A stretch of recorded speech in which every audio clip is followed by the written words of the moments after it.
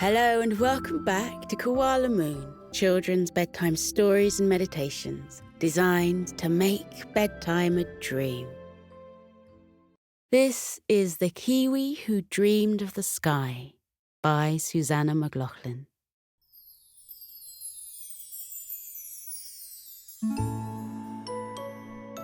In a vast green forest, on a little island far away in a shining ocean, lived a little bird named Tia. Tia wasn't just any bird. She was a kiwi. Kiwis are about the size of a small chicken, with plump, pear-shaped bodies covered in fuzzy, tufty, grey-speckled fur.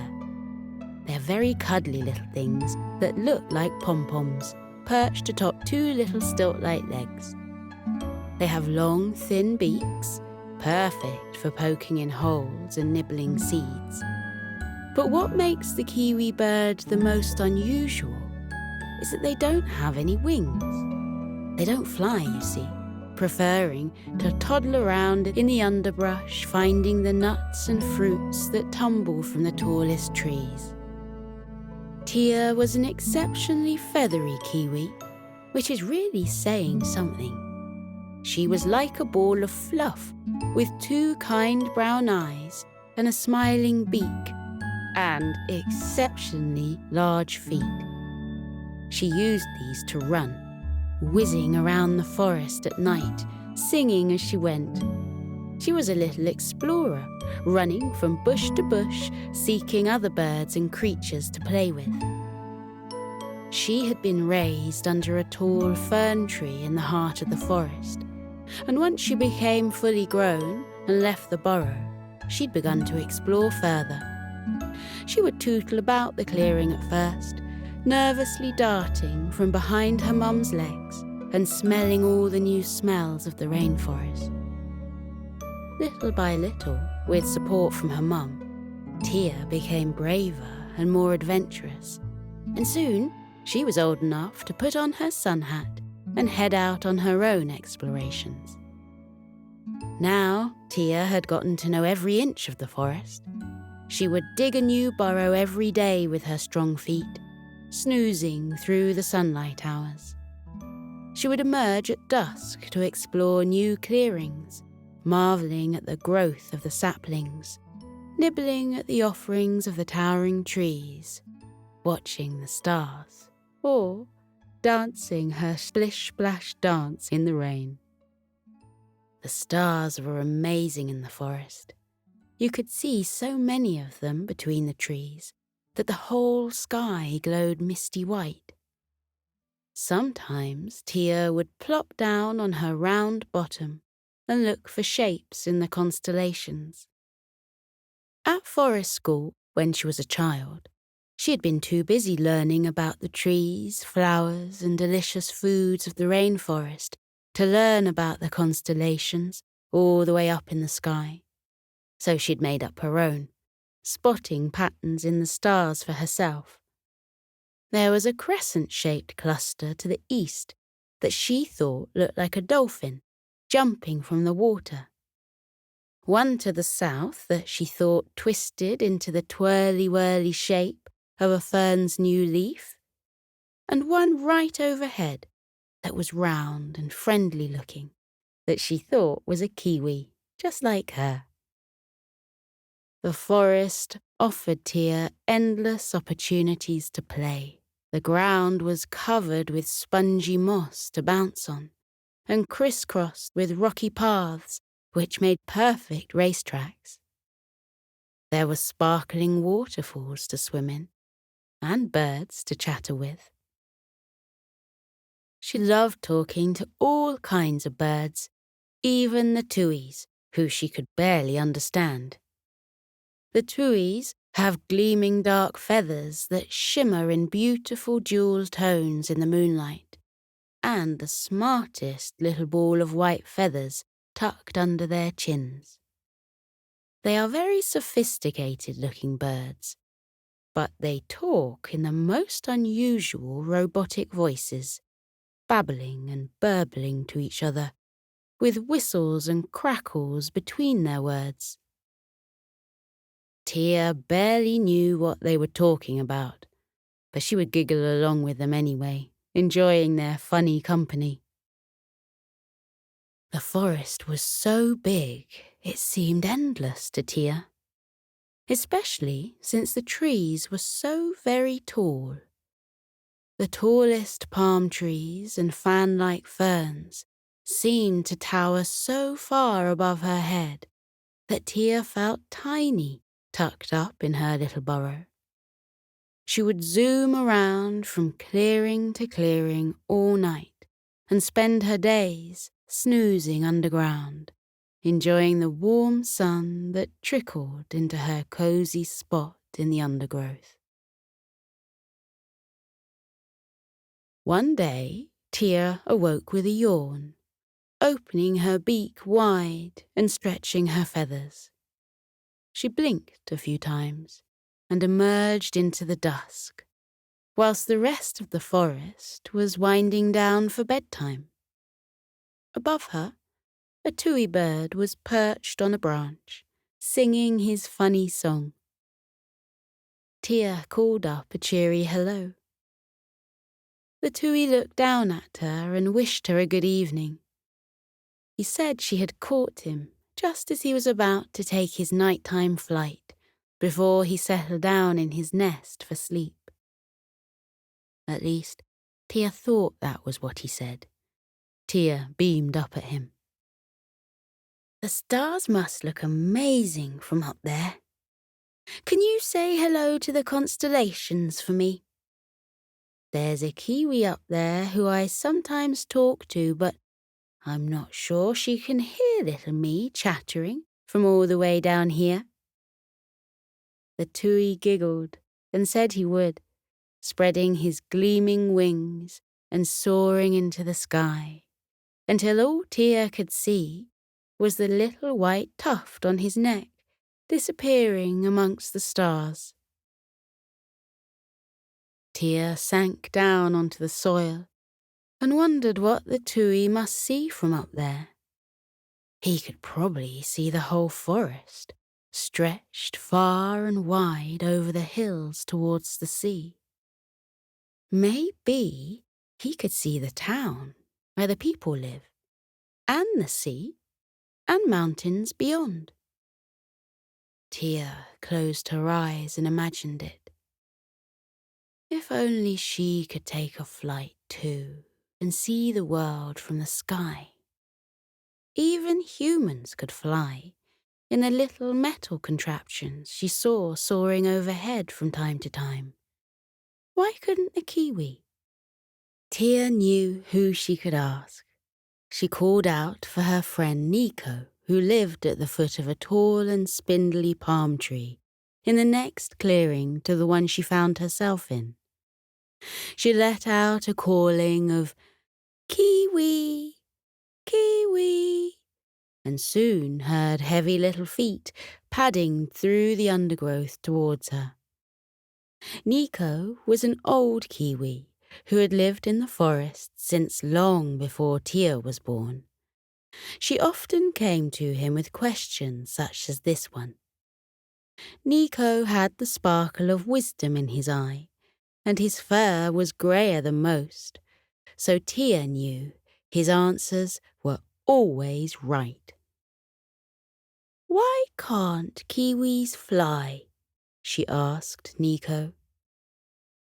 Nico explained to Tia that many, many years ago, a very brave and honourable Kiwi had given up his right to fly in order to look after the forest floor, and this is why Kiwis had no wings. Tia puffed her chest in pride. She was very good at looking after the forest floor. She was proud of having no wings. Besides, who needed wings when you could run as fast as her? But she would love to see what the other birds could see from the sky. Nico smiled wisely. You don't need wings to see the world from the sky, Tia, he said. Think of the parrots who live in the mountains. Yes, they can soar on the wind, but their very favourite view of the world is from the comfort of their nests on the mountain tops, where your feet could be firmly on the ground as you look out at the world below you. Tia thought for a moment. But how would I get up the mountains without wings? She asked Nico. Nico chuckled. With your sturdy, speedy feet, of course, he told her. He told Tia to wait for a moment and retreated to his burrow, nestled behind a kawa bush. She heard the ruffling of paper and a couple of thuds from within his burrow as Nico searched through his belongings. He was muttering to himself as he searched. Eventually, Tia heard the aha, which meant Nico had found what he was looking for. Tia saw Nico's long beak emerge from the bushes, followed by his furry body. He was clutching a roll of parchment between his toes. He rolled it out and Tia took in the markings. She pointed to a sketch of trees. That's the forest, she said. And a swathe of blue. That's the ocean. She pointed to a collection of houses. That's the town. And a big, jagged mountain range. There they are. Nico nodded. Follow the map, he said, and you'll be able to see the view from the sky, too. And do say hello to the friends you meet along the way. There's a lot of friendly, feathery folk out there, and some not so feathery, too. Tia smiled. She was no stranger to missions and quests, but this would be the first to lead her out of the forest. Tia stretched her legs, put on her beige bucket hat, and packed some berries and the map into her adventure bag. She strapped her bag across her body and wished Nico a good evening as she headed off on her adventure. For a long while, Tia ambled through the quiet of the forest, past the trickling creek and through the greenest moss. It was a warm, calm evening, and she smiled and whistled to herself as she went. She hopped across the waterfall pool, from stone to stone, and weaved between the prehistoric-looking ferns and the wide, smooth trunks of kauri trees. She took a couple of detours, following funny sounds and friendly birds, and stopping for a quick bite to eat with a fluffy little bat. But after a long night, a day's nap, and another evening, Tia reached the edge of the forest. Before her stretched hilly fields and a long, winding country road. She walked through the long grass beside the road, pausing to chat with some friendly cows. They had curly fur in dark amber and black, with stripes of white across their bellies, and they blinked their long eyelashes and munched sleepily on the grass below their feet. The cows mooed low hellos to Tia and plodded over to the fence to greet her. They thought it was unusual to see a kiwi outside of the forest. The cows lowered their big heads and pricked their wide furry ears as Tia explained to them her mission. Many of the cows had visited the foothills of the mountains, spending sleepy summer days grazing on the long, dry mountain grass, but they'd never been in the forest. The grass there wasn't so green and delicious and this was what cows valued above all else.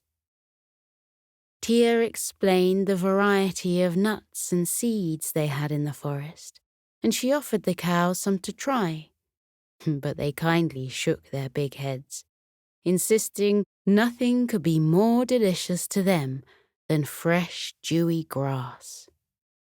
They wished Tia a happy journey and watched her with their big brown eyes as she scuttled away, heading towards the mountain. Before long, Tia reached the town. It was quiet and dark, and Tia stopped her whistling, enjoying the sleepy air and not wanting to wake anyone snoozing nearby. All the humans would be asleep by now, tucked up tight in their beds. As she wandered through the town, she met a little fantail who just couldn't sleep. The tiny, fairy-like bird with the fanning peacock-like tail was flitting from left to right, twirling and fluttering from hedge to hedge, branch to branch. She danced on the breeze around Tia's head, inviting her to play chase through the gardens. Tia whizzed after the little bird, giggling and chuckling as she continuously evaded her grasp. Tia jumped into the air, trying to tag the little bird, but she always expertly flitted out of reach at the very last minute. Soon, the two collapsed into the grass, grinning at one another. Once she'd caught her breath, the fantail said goodnight to Tia and flew away to her nest. Tia continued on her journey, weaving from garden to garden, rustling through the bushes, smelling sweet tropical flowers here and there. She paused on the lawn at one house, looking up at a particularly tasty-smelling bird feeder. As she stood there, gazing up at the delicious seeds hanging way overhead, a light clicked on. She stood in the grass, enjoying its warm glow, and before long, two children came to the window, peeking out at her with excited smiles. Two dogs soon followed, pressing their noses against the glass. Tia gave them a friendly smile and squeaked a Kiwi, and they waved back happily. A few gardens down, Tia noticed some fruit hanging from a trellis overhead. It grew on a twisting vine, and as she watched, one fell and rolled to her feet. Tia inspected the fruit with wonder. It was brown and fuzzy, and looked rather familiar. In fact, it looked just like her. She gave it a nibble with her beak and found bright green tangy flesh dotted with sour black seeds. It was delicious, and she savoured the fruit, saying a thank you into the air intended for their gardener. She ate half of the slightly squashed fruit and put the rest in her satchel for later. After the delicious snack, she laid out on her back for a short while and poked her feet in the air, giving them a rest after they'd carried her so far. She looked at the map as she lay there. She wasn't far from the mountains now. As the sun began to rise, she could see them glistening in the distance. This made her too excited for her usual nap, and she put her sun hat on her head and set off on the path towards the sky. As she left the town, she crossed a creek. On the bank, enjoying the morning rays, lay a dragon. At least, Tia thought it was a dragon. The creature had leathery green skin and gleaming eyes, and a wide smile.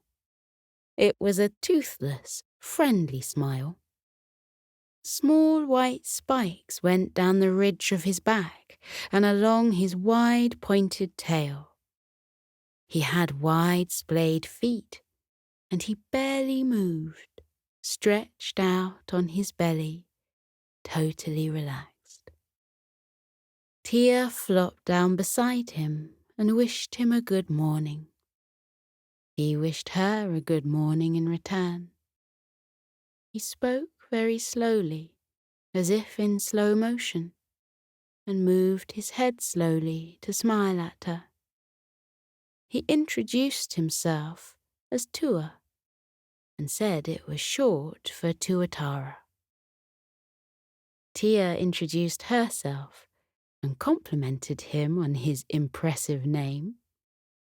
He inquired about her journey. When Tia told him that she had come from the forest, Tua smiled. "So, you know Nico, the wise old Kiwi of the forest." Tia nodded and told him proudly that Nico was a good friend of hers. Tua told her that Nico had passed this way many years ago on an adventure, wearing a funny hat and a little satchel just like her. Tia wasn't surprised. Kiwis were an adventurous sort. Tua told her that Nico had been coming down the mountain when they met, and that he told Tua that he had made friends with an alpine parrot who had shown him the way. He told Tia that all she needed to do to call the bird was coo Kia into the air. That was how the alpine parrots called to one another.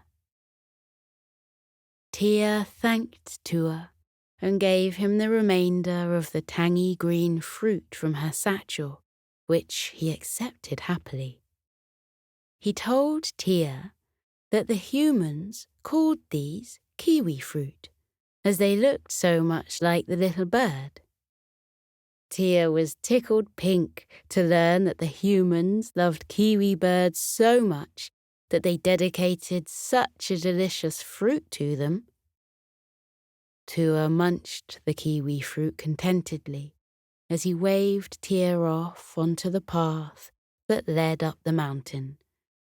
Before long, Tia found herself padding up the path into the clouds.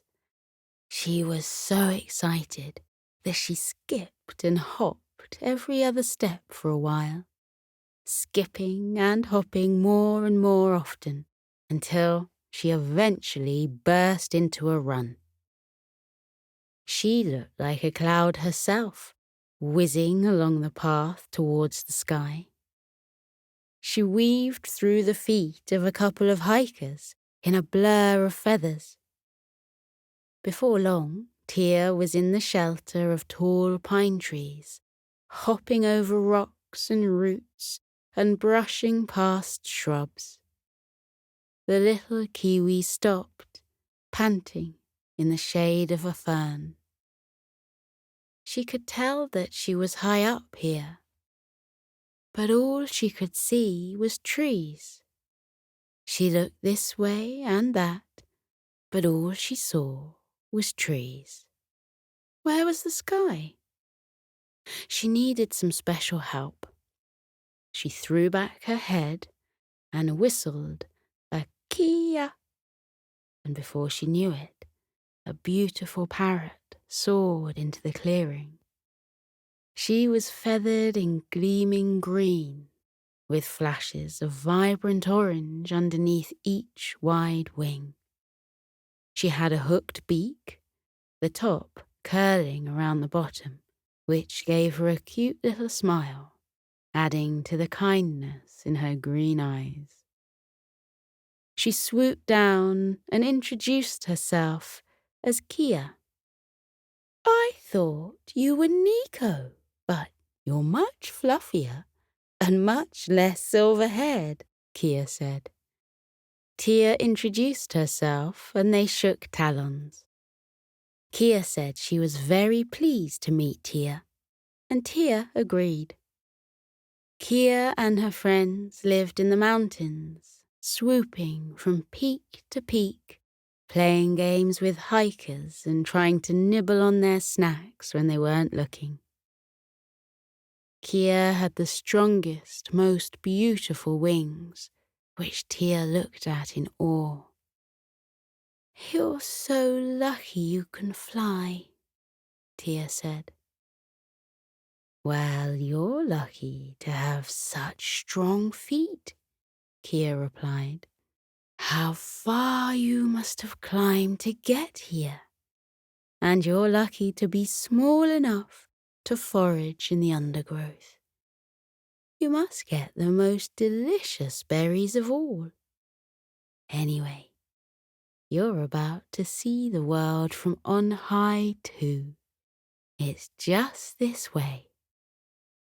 Kia led Tia through the trees, swooping through the air ahead of her, until they reached the very peak of the mountain. "Just a few steps more," Kia said, "and you'll reach the tippy top of the mountain." Tia thanked Kia with a dazzling smile, and the parrot spread her wings and took off to the sky. It was breathtaking. Tia's home lay spread out beneath her, underneath wisps of white cloud. Ahead of her was the sky, bright blue and vaster than Tia had ever imagined. The forest spread out far into the distance, an endless carpet of green treetops, and hills rippled in the land beyond. The sea sparkled in the distance, and the town looked tiny from here, like the little ant villages in the forest. Tia now knew why her home was called Land of the Long White Cloud. The island expanded in wisps in the sky blue of the ocean. Tia the Kiwi didn't need to fly. No view could be better than this. She plopped down on her bottom and slumped back for a nap. You couldn't do that whilst flying. When she awoke, it was dusk, and the sky had begun to darken with smudges of pink and orange. Before long, the stars came out to twinkle in the sky. The dolphin constellation was visible first, and then the fern, and then the kiwi, right overhead. Tia gazed up at her and smiled. Maybe she was close enough now for the kiwi in the stars to hear her. "Kiwi," she cooed in greeting. And, to her surprise, a response was sung out in the night. Not from above, but from behind her. Tia propped herself up and turned, just as someone emerged from the bush behind her. It was another kiwi, feathers all ruffled and messy, with his own adventure hat, which was similar to a cowboy hat in style, but made in the softest blue felt. He had a satchel slung over his shoulder too, with his own map and snacks bursting from the pockets. He bounded over to Tia and plopped down at her side. "Who needs to fly?" he said merrily, looking out at the view. When you're adventurous and strong like a kiwi, Tia agreed. Our feet can take us anywhere, and we get to meet everyone who crosses our path. Tia and her new friend gazed down on the world, pointing out the forest, amazed by how far they had come and about how much they had yet to explore.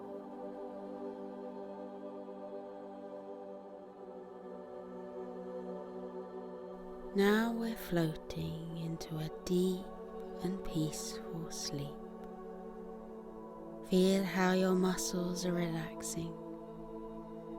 Your arms are heavy and your legs are too, as they loosen and release any tension remaining from the day. Feel how you let your body fall into the cozy warmth of your bed. Close your eyes. Let your eyelids be heavy. Breathe deeply. Breathe in and out. Breathe in and out as you continue to breathe deeply, and as you keep feeling how your body becomes soft and heavy with sleep. Let your mind drift away. That is the wonderful secret about sleep. While your body rests, lying heavily in your bed, your mind is set free, like a bird taking flight from a branch and flying up and up and up into the air. Feel how your mind loosens now, like a balloon that has been untied from a fence, and floats up and up and up like a bird. Up and up and up it floats towards the sky until it reaches up into the clouds. Imagine that you have risen up high above the world and your head has poked up through the clouds. Then spread out all around you in the silvery moonlight, white fluffy clouds that look like cotton wool or marshmallows. They look so soft and squishy. You can lie back on them and roll around in them. Try it now. Lie back in the soft cradle of the clouds. Feel how they swirl and wrap around your body, holding you gently in the world of sleep. Clouds come in all shapes and sizes. Some are big and fluffy, some are slender wisps. Some look like puffy mushrooms, and others look like paintbrush strokes that have been left on the dark sky. Let your body relax. Let your mind relax too. Let your mind float off into sleep. You are peaceful. You are safe.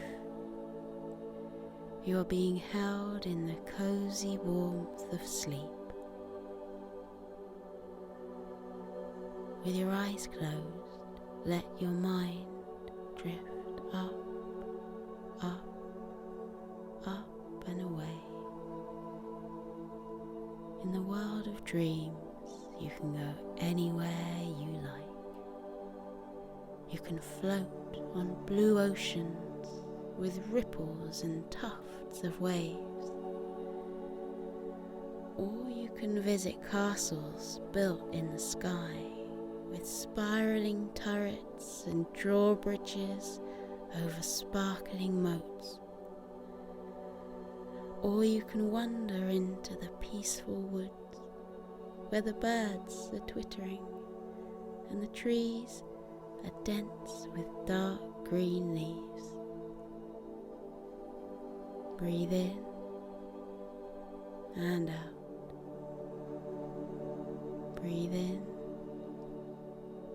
and out again as you fall more deeply into your cozy sleep.